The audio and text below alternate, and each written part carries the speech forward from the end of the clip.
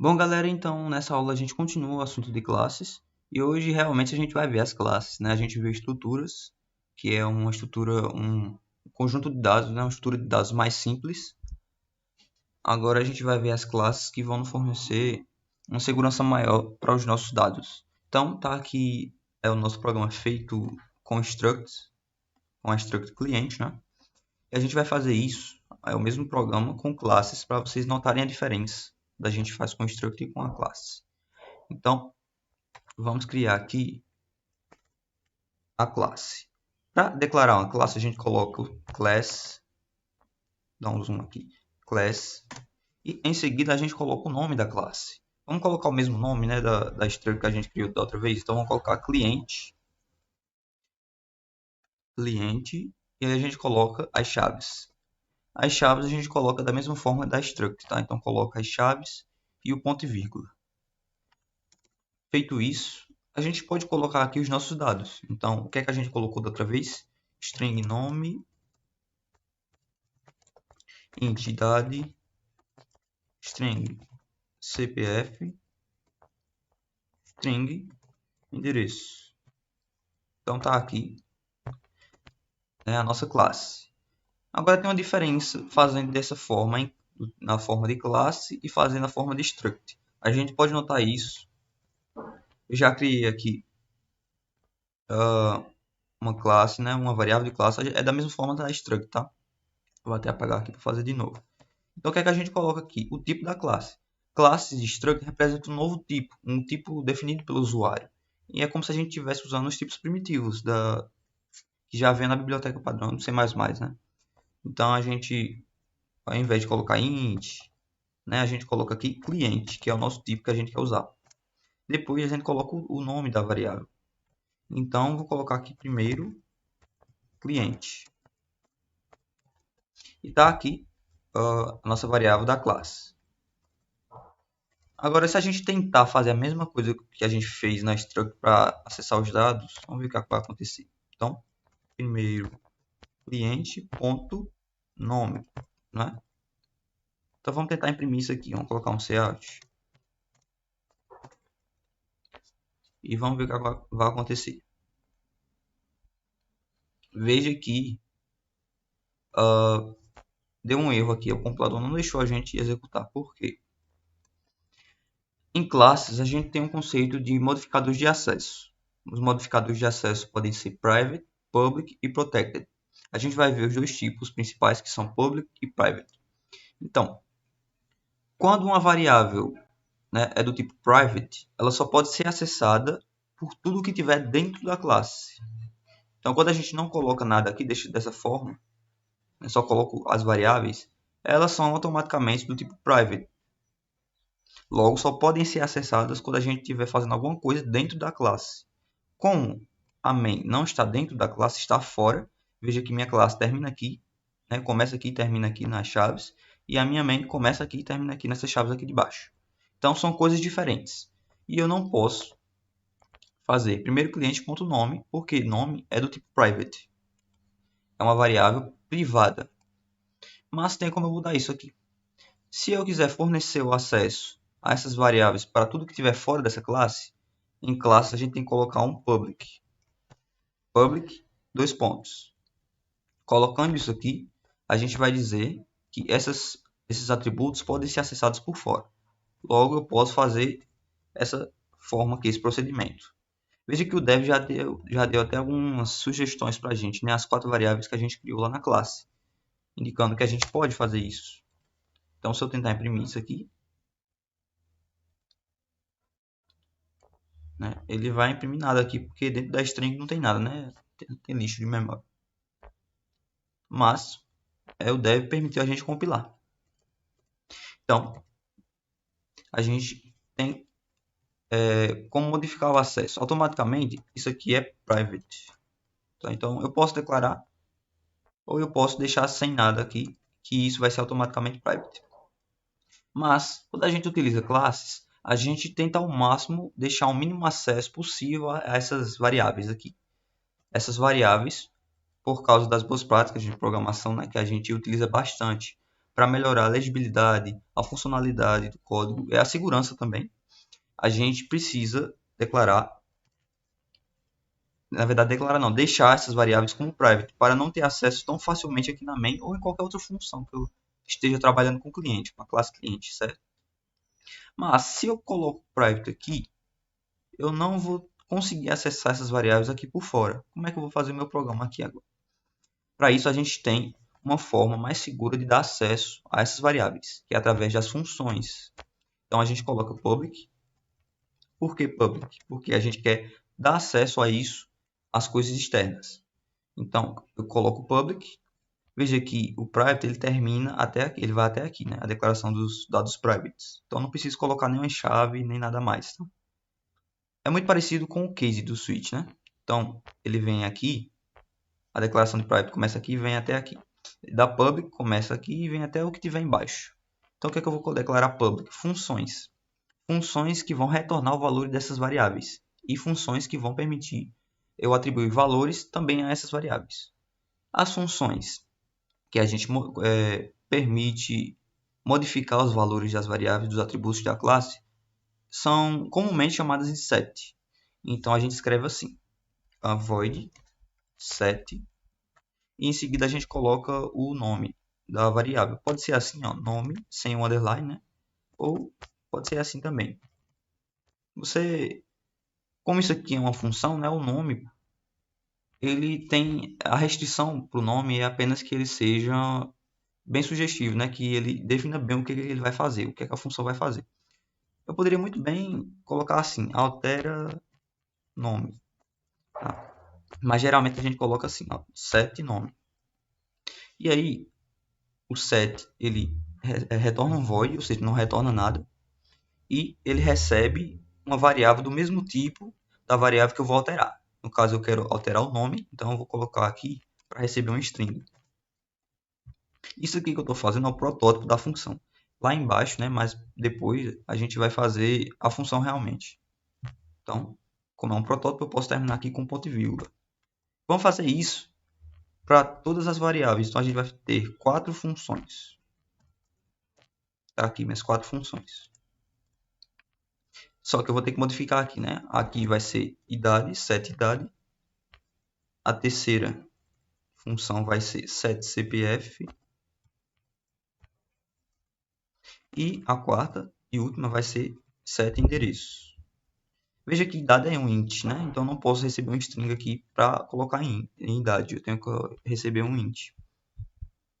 Então tá aqui as minhas 4 funções para eu alterar os protótipos, na verdade, para eu alterar os valores dessas variáveis.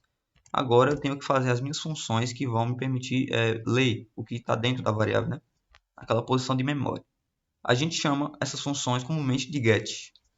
E elas retornam o tipo da variável. Então, se esse aqui é um string, eu faço assim. Coloco string, já que o tipo da variável, o nome é string. A gente coloca aqui string, em seguida o nome get. Da mesma forma, tá? Pode ser get nome, get nome assim. E a gente não recebe nada porque essa função simplesmente vai retornar o valor da variável. Então, aqui a gente termina o get. A gente vai fazer isso para as 4, então aqui seria int get idade, se eu quiser repassar o valor da idade. Aqui string get CPF. E por fim, string get endereço. Tá aqui 4 funções para eu alterar os valores e 4 funções para eu enviar os dados das variáveis. Agora a gente tem que fazer as funções, né? Isso aqui são protótipos. A gente viu protótipos em funções. Então o que eu vou fazer aqui? Vou copiar aqui e colar. Então vamos ajeitar aqui. Tá aqui minhas funções. Se a gente estivesse trabalhando com funções normais, o que a gente faria aqui? A gente colocaria simplesmente o nome, né? O nome da variável, colocaria as chaves, e aqui a gente faria todo o procedimento que a função deveria fazer, não é? Só que essa aqui não é uma função simples como a gente fazia antes. É uma função que pertence à classe. o que a gente estava fazendo era funções gerais que não pertenciam a ninguém, só ao local onde estavam sendo declaradas, né? Mas aqui elas pertencem à classe. E por pertencer à classe, eu preciso dizer, no momento em que eu estiver declarando a função, que ela pertence a essa classe. E para falar isso, né, a gente coloca aqui o nome da classe, no meu caso é cliente, coloco dois pontos, e agora eu consigo fazer a minha função. Então, a gente tem que fazer isso aqui para todas as funções que pertencem à classe cliente. Se fosse outra classe, a gente teria que fazer a mesma coisa, só mudaria o nome aqui, certo? Senão ele não vai encontrar o protótipo. Ele vai procurar o protótipo por aqui, por fora. Ele não vai achar, ele só acha dentro da classe, né? Então vamos aqui. O que é que o set faz? Bem, ele modifica o valor da variável, né, do atributo da classe. Esse atributo do nome, né? Uma coisa interessante aqui. Por essa função pertencer à classe, lembre que eu disse em relação aos dados private, né? Que só podem ser acessados por tudo que estiver dentro da classe. Mas essa função está dentro da classe, né? O protótipo está dentro. Então isso quer dizer que eu posso acessar essas variáveis aqui nas minhas funções, que pertencem à classe. Então eu posso simplesmente pegar aqui o nome dessa variável é o nome, né? Então é só chamar aqui nome. Pronto. Estou me referenciando, estou referenciando essa variável aqui. E o set ele só faz isso aqui. Vamos colocar aqui nome recebido. Então a gente coloca aqui nome recebido. É isso que o set faz. Ele pega a variável da classe e substitui o valor que tem lá pelo o valor que foi atribuído aqui no set, no parâmetro. Simplesmente isso. Isso a gente vai fazer para todas as funções sets. Então vou copiar isso aqui, porque essas três pertencem à classe também. Essas três funções. E agora é só fazer a mesma coisa que eu fiz da primeira vez. Então vou colocar aqui idade recebida, já que é o set da idade, e colocar idade recebe idade recebida. Pronto, terminei meu set. Set CPF, mesma coisa. Então a gente coloca aqui CPF recebido. Nota que eu estou colocando recebido, só para vocês notarem a diferença, que eu estou pegando o valor que eu estou recebendo aqui no parâmetro e substituindo pelo valor da classe. Mas isso aqui, lembre que é uma função, então eu posso colocar qualquer nome aqui. Eu não tenho nenhuma restrição para nome. Quer dizer, a única restrição que a gente tem é que os nomes devem ser preferencialmente uns nomes significativos, né? Então, idade recebida e nome recebido são bem legais para nosso caso aqui. Então, vamos colocar aqui a CPF, então a gente vai colocar CPF recebido. Então, é só fazer CPF, recebe, e CPF recebido. Recebido. Pronto. E por fim, né, o nosso último set, a gente vai colocar aqui endereço recebido. Vou copiar esse aqui para facilitar. Vou colar aqui. E vou colocar aqui. E a gente apaga só essa parte. Opa, essa daqui. E aí a gente tem o que a gente queria aqui, né? Então, a gente está modificando os valores através dos sets, das funções. Agora, a gente vai fazer os nossos métodos gets. Os métodos gets também pertencem à classe cliente, então por isso eu tenho que colocar o operador de resolução de escopo juntamente com o nome da classe, para dizer que essa função pertence à classe. Então, o que é que o método get faz? Ele retorna o valor da variável. Como é que a gente retorna alguma coisa na função? Usando o return. E o que eu quero retornar é o nome. Pronto. Está feito o meu get aqui. Né? A mesma coisa aqui. A gente vai retornar a idade. Aqui no CPF a gente vai retornar CPF, né? E aqui a gente vai retornar o endereço. Então, está feito os meus métodos get, set para eu ter acesso às variáveis da classe. Veja que ficou um pouquinho maior, né, do que o uso da struct, mas isso tudo tem um ganho, né, que a gente vai ver no decorrer dos vídeos dos próximos. Então, para usar aqui eu vou cadastrar um cliente. Como é que eu faço para cadastrar um cliente? Então, eu tenho que chamar, né? Eu tenho que criar uma função não, uma variável do tipo cliente, como a gente fez da struct. Então, vamos colocar cliente, primeiro cliente de novo. Então, primeiro cliente.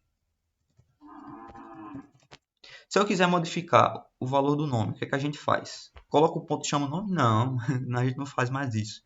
Agora a gente chama a função set. Set nome. Não é? Então aqui, o valor que eu passar aqui vai substituir o que eu tenho lá em nome, a variável nome. Mas aqui tem um problema. Se a gente quisesse receber isso aqui do teclado, a gente faria isso. Com struct a gente faria assim, né? Primeiro cliente.nome, não é? E aqui daria certo, mas o que a gente tem é uma função para dar acesso. A gente não pode fazer isso aqui, porque isso aqui é uma função. Eu não posso colocar no meu CIN funções. O que eu posso colocar são variáveis onde eu vou colocar os dados que CIN recebeu do teclado. Então, aqui a gente tem um problema. Então, o que é que eu posso fazer? Eu posso criar uma variável auxiliar que vai armazenar para mim o dado recebido do teclado e em seguida repassar esse valor para o meu set. E é isso que a gente comumente faz. Então, vamos criar aqui, aqui no começo. Vamos criar 4 variáveis auxiliares. A primeira, string. Eu vou copiar aqui. Vou copiar o nome dessas variáveis aqui. E vou colar aqui. Então, eu vou colocar aqui nome aux, para vocês não confundirem com as classes, com as variáveis que tem lá. Mesmo que eu tivesse declarado aqui com o mesmo nome, essas variáveis que eu declaro aqui são diferentes das variáveis que eu tenho aqui. Certo? Essas variáveis que estão sendo declaradas só existem aqui na classe. Já essas variáveis aqui, que eu declaro na main, só existem na main. Quando você cria variáveis em funções, essas variáveis só vão existir naquela função específica, em mais canto nenhum, em canto nenhum, tá? Mas vamos colocar aqui o aux. Então, endereço aux, para vocês lembrarem que isso aqui é um auxiliar. Certo? O que eu tenho que fazer agora é receber isso do meu teclado. Então, vamos colocar aqui nome.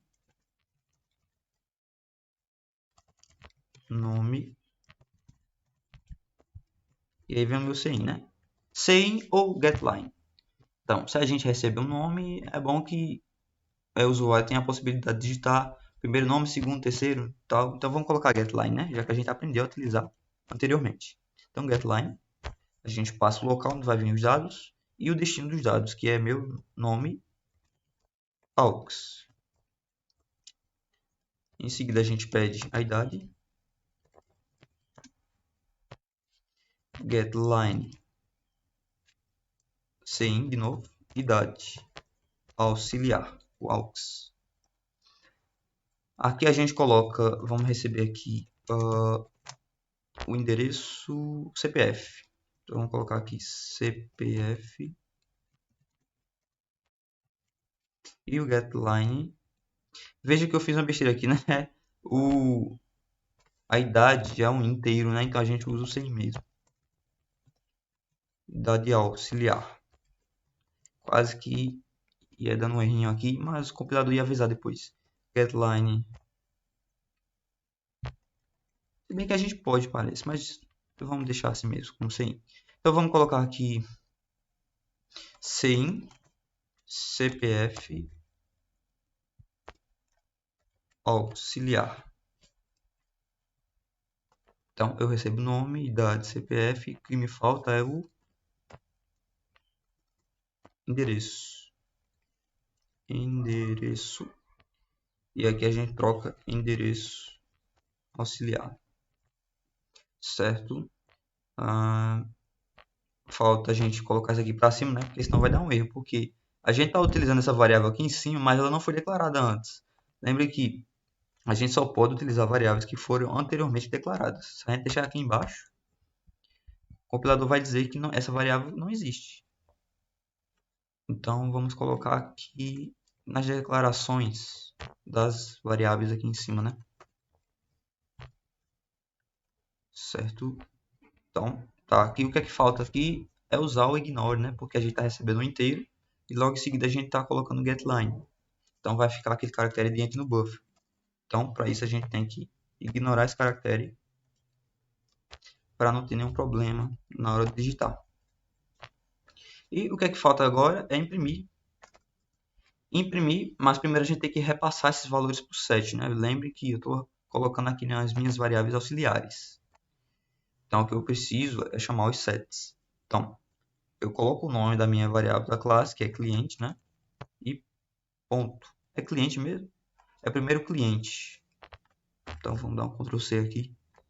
Por isso que não apareceu nenhuma sugestão quando a gente colocou o ponto. Ó, agora apareceu set nome. Então, a gente repassa o nome que a gente recebeu do teclado, né? Então, isso está armazenado em nome auxiliar. A mesma coisa, primeiro, Ctrl V aqui, né? Set, a gente passa a idade, ela recebe um int. Então, a gente passa a idade auxiliar. De novo, né? Set, a gente passa o CPF agora, isso está armazenado em CPF auxiliar. E por fim, a gente passa set, endereço, e está armazenado em endereço auxiliar. Certo? Então, recebo do meu teclado, repasso para a classe, agora eu tenho que fazer a impressão.